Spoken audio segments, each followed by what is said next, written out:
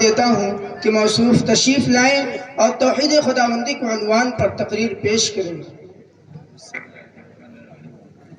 الحمد لله نحمده ونستعينه ونستغفره ونؤمن به ونتوكل عليه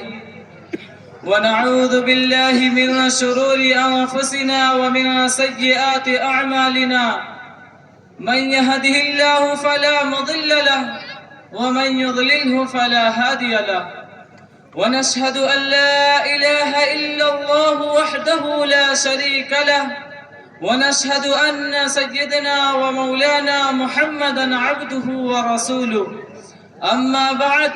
فأعوذ بالله من الشيطان الرجيم بسم الله الرحمن الرحيم قل هو الله أحد الله الصمد لم يلد ولم يولد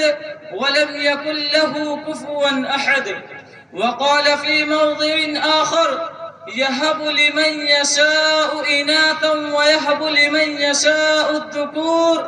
إياك نعبد وإياك نستعين وقال إذا مرضت فهو يشفين إن الله لا يغفر أن يشرك به ويغفر ما دون ذلك لمن يشاء وقال النبي صلى الله عليه وسلم قولوا لا إله إلا الله تفلحوا أو كما قال عليه الصلاة والسلام۔ میرے قابل قدر عزیز دوستو اور میرے محترم بزرگوں،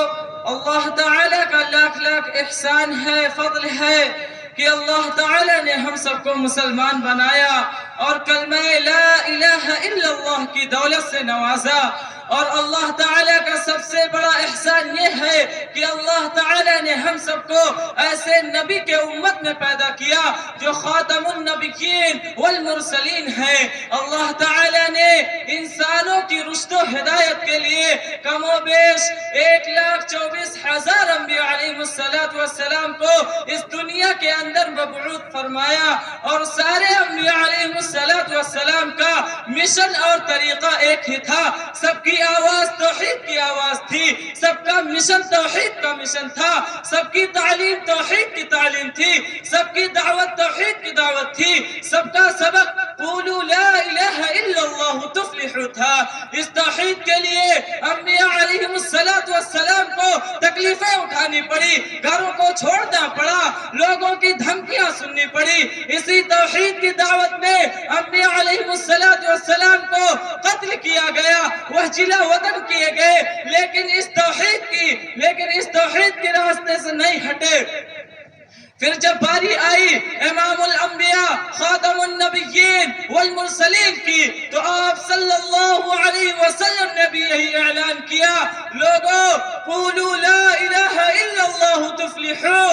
تو اس توحید کی آواز کو سن کر لوگ دشمن ہو گئے، راستوں میں کانٹے بچھائے، جسم مبارک پر غلازت ڈالی گئی، طائف کے میدانوں میں پتھر برسائے گئے، لیکن نبی کریم صلی اللہ علیہ وسلم اپنے مشن کے دعوت سے پیچھے نہیں ہٹے۔ جنہوں نے قبول کیا انہیں بھی اس توحید کے جرم میں بہت تکلیفیں اٹھانی پڑی، لیکن مان لینے کے بعد اپنے جگہ سے نہیں ہٹے، کیونکہ توحید ایمان کی جڑ ہے۔ اگر اس میں کمی ہے تو ایمان ناقص۔ اس توحید میں اگر کسی کو شریک کر لیا گیا تو ایمان نامکمل۔ اگر کوئی شخص یہ کہتا ہے کہ لا الہ الا اللہ، نہیں ہے کوئی معبود سوا اللہ کے، لیکن اللہ کے علاوہ بھی کوئی حاجت روا ہے، کوئی مشکل کشا ہے، کوئی بگڑی بنانے والا ہے، کوئی اولاد دینے والا ہے، دکھ درد سننے والا ہے، مصیبتوں میں کام آنے والا ہے، تو یاد رکھیے ایسا شخص کامل ایمان والا نہیں ہو سکتا ہے،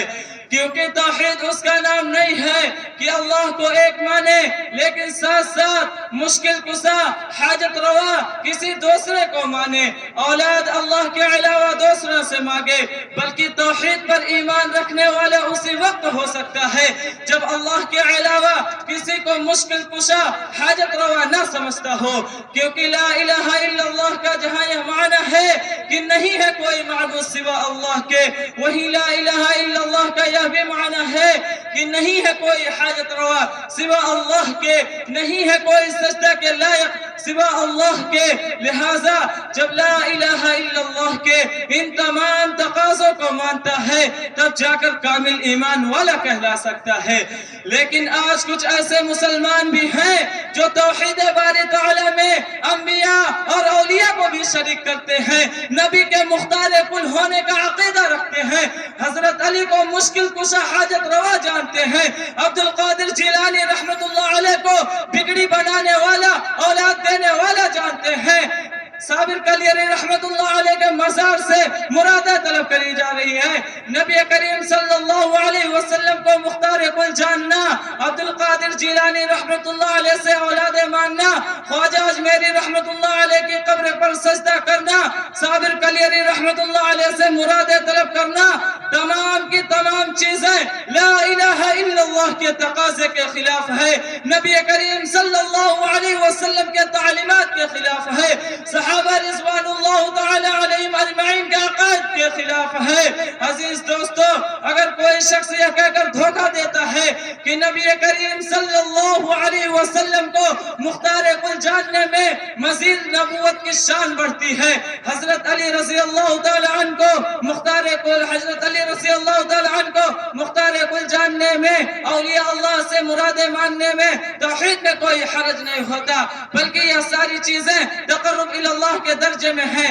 تو یاد رکھیے یہ جواب مسلمانوں کا نہیں ہے، بلکہ یہی عقیدہ کل کے کفار مکہ کا تھا۔ قرآن اعلان کر رہا ہے ما نعبد الا لیقربونا الی اللہ زلفا، لہذا کل کے مشرک میں اور آج کے اس عقیدہ رکھنے والے مسلمان میں کیا کوئی فرق ہے یا نہیں ہے؟ اسی فرق کو بتانے کے لیے انبیاء علیہ السلام آئے، اسی فرق کو بتانے کے لیے نبی کریم صلی اللہ علیہ وسلم نے تکلیفیں اٹھائی، اسی فرق کو بتانے کے لیے صحابہ رضی اللہ تعالی عنہ آگ میں لیٹ گئے، اسی فرق کو بتانے کے لیے حضرت بلال رضی اللہ تعالی عنہ سولی کے تخت پر چڑھ گئے اور رہتی دنیا تک کے لیے سبق دے دیا کہ لوگوں اللہ کے علاوہ کوئی معبود نہیں ہے۔ میں انہی چند باتوں پر اپنی تقریر ختم کرتا ہوں، آخر دعوانا الحمدللہ رب العالمین۔